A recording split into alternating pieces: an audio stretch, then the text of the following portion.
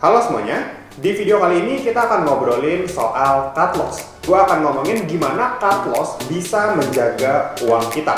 So, pasti video ini akan menarik banget, jadi pastikan teman-teman nonton sampai selesai.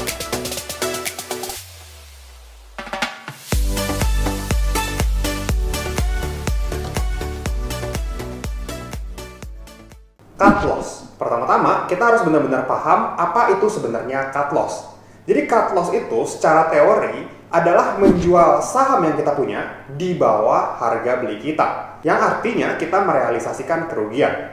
Tapi teman-teman harus ngerti bukan hanya definisi dari cut loss, tapi apa sih sebenarnya tujuan cut loss. Jadi tujuan dari cut loss itu adalah menjaga nilai investasi kita supaya nggak turun semakin dalam.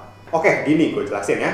Misalkan saat kita mau melakukan sebuah trading, pastinya kita sudah menentukan yang namanya trading plan. Ya kita mau beli di berapa, lalu kita mau jual take profit di berapa, itu sudah ada sebelum kita entry. Tapi apakah trading plan itu akan selalu berjalan sesuai prediksi kita? Misalkan kita beli, lalu 3 hari kemudian harga sahamnya terbang, naik, lalu kita jual, kita take profit. Apakah akan selalu seperti itu? Kan jawabannya enggak.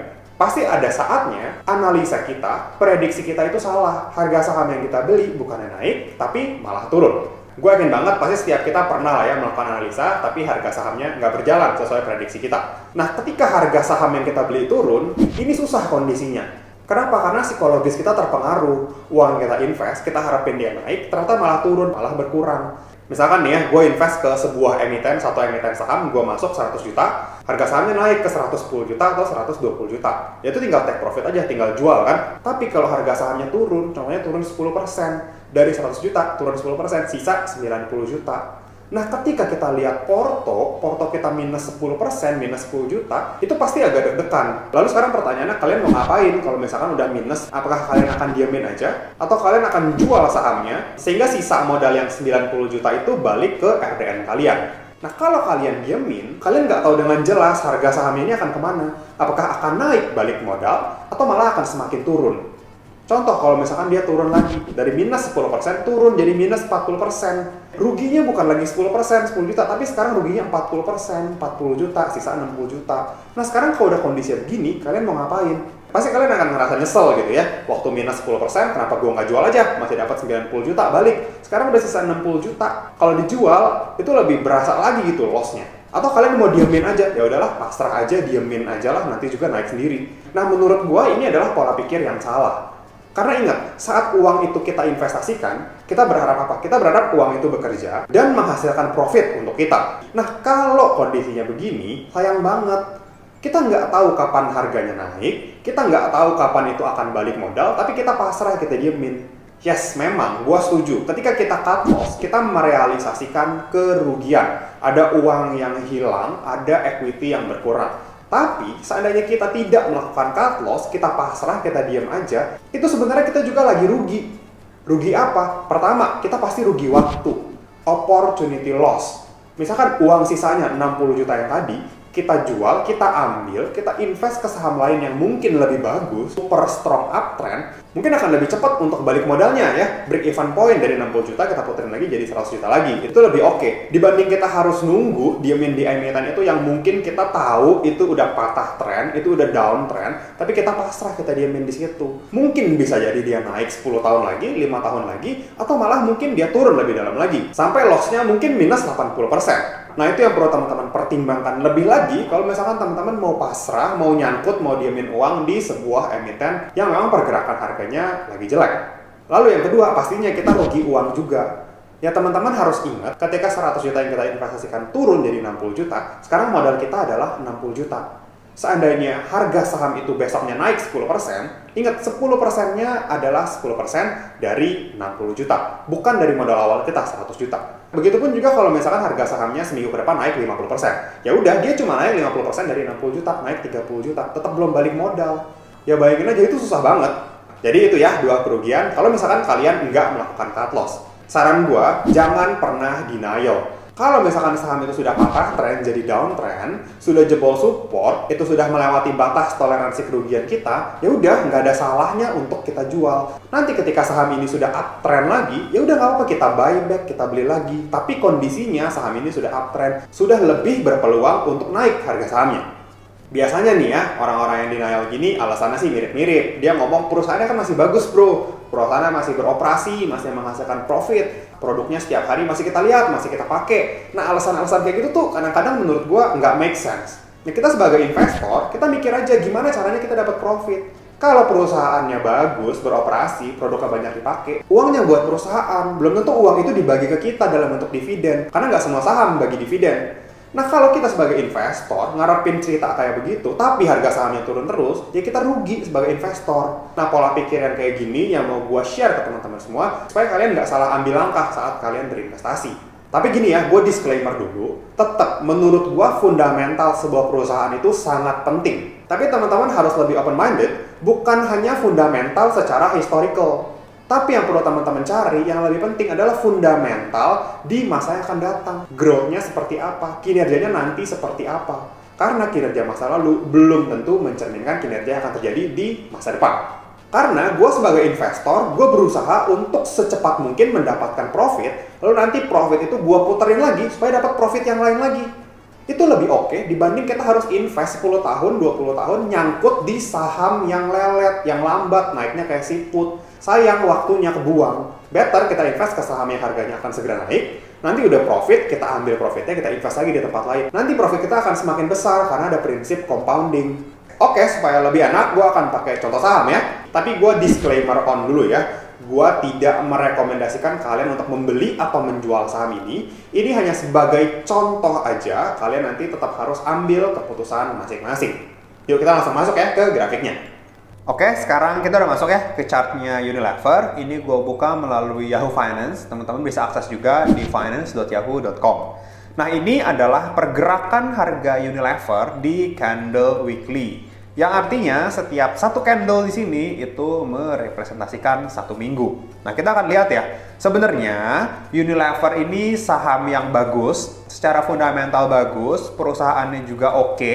Ini adalah perusahaan consumer goods yang katanya defensif. Nah, di sini teman-teman bisa lihat ya, sebetulnya Unilever ini pergerakannya bagus banget, super strong uptrend dari tahun 2011 ya. Contohnya di sini gua ambil dari 2011. Dia naik membentuk high, lalu dia nge-swing ke bawah membentuk low, tapi low di sini lebih tinggi dibanding low sebelumnya. Nah, ini adalah pertanda yang bagus, ini higher low. Setelah bikin low, dia naik lagi membentuk swing high. Dan swing high di sini sudah lebih tinggi dibanding swing high sebelumnya. Ya, jadi ini confirm Unilever di tahun 2011 sampai tahun 2018 ini ada di fase uptrend. Teman-teman pasti udah bisa identifikasi lah ya saham-saham yang lagi uptrend. Ini terus membentuk higher high dan higher low. Nih teman-teman bisa lihat ya, naik terus rapih kok. Naiknya rapih sampai puncaknya itu ada di sekitar 11.620. Ini sesudah stock split ya. Dan gue juga udah gambarin uptrend line-nya. Ini teman-teman bisa lihat garis yang warna ungu. Setiap dia mendekat ke garis ungu, biasanya dia akan ada pantulan dan naik lebih tinggi. Beberapa kali udah sering dites, teman-teman bisa lihat sini, mantul, naik. Mantul lagi, naik lagi.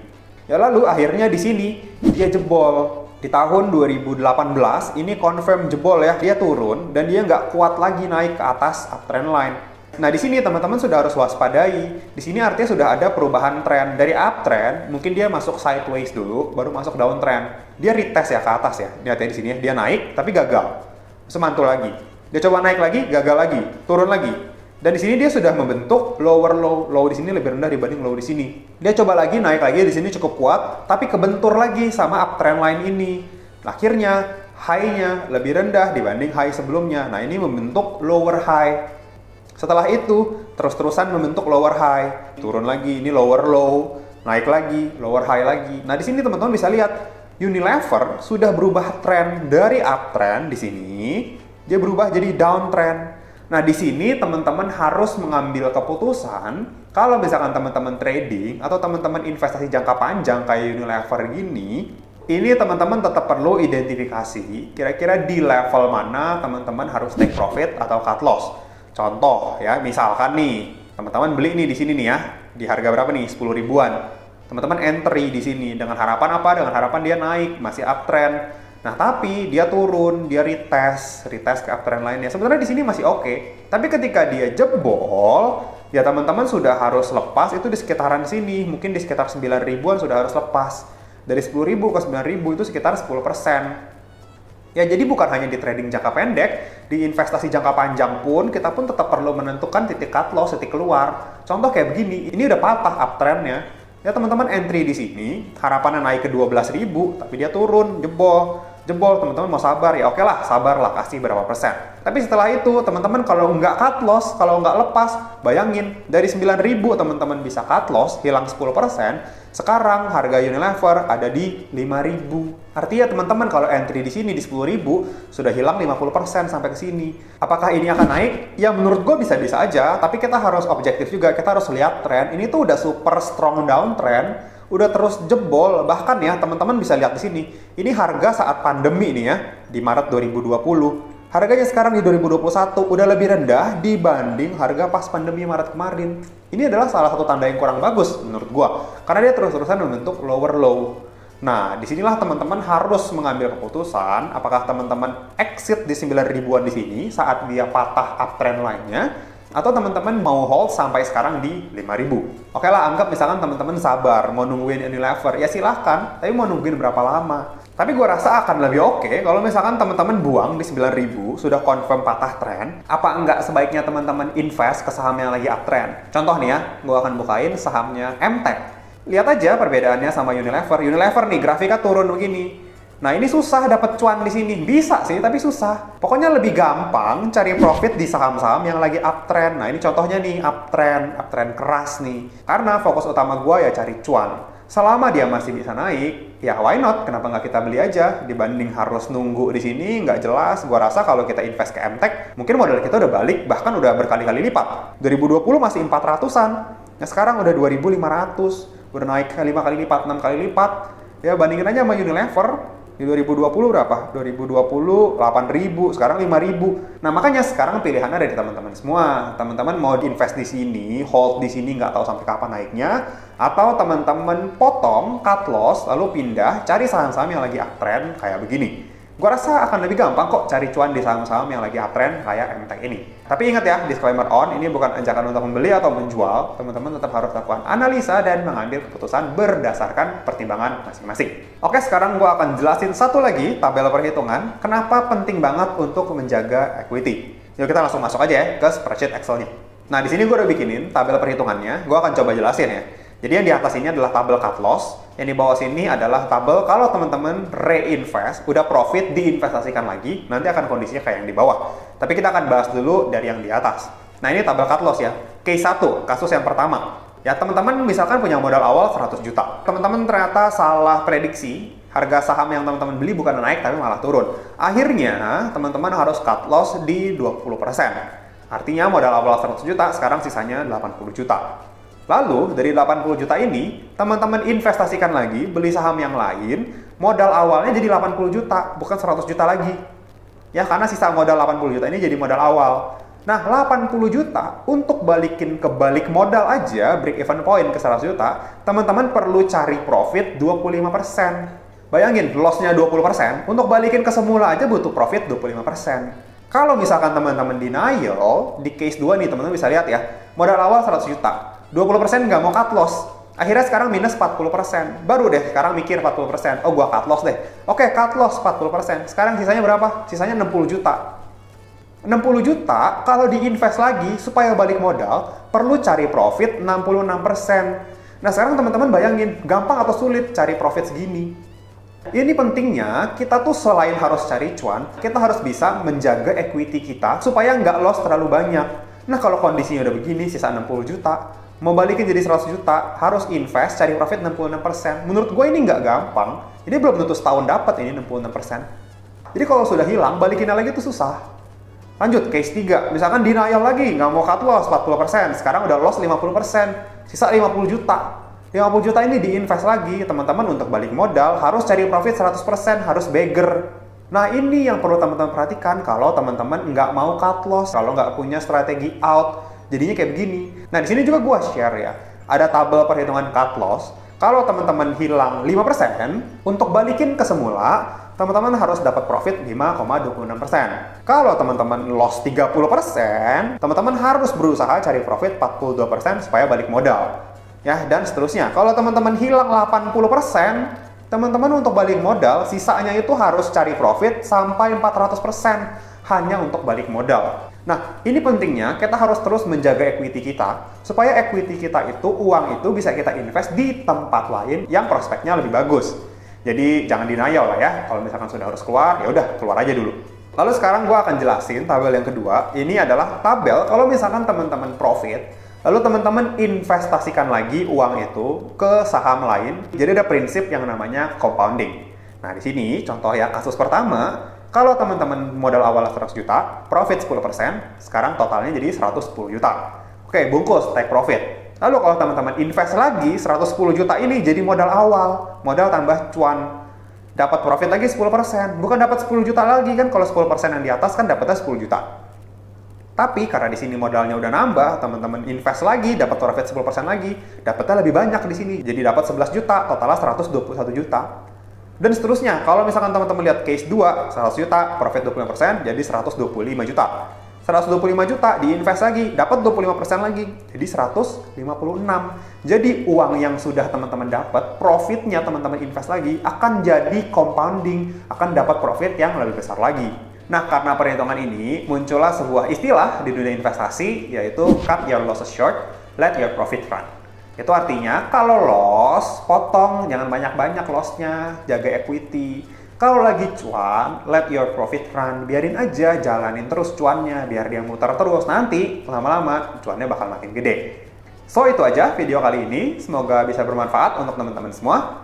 Happy investing, thank you! Sekian dulu ya video kali ini. Jangan lupa like, comment, subscribe, dan share video ini supaya bermanfaat bagi orang lain. Thanks for watching and see you on the next video.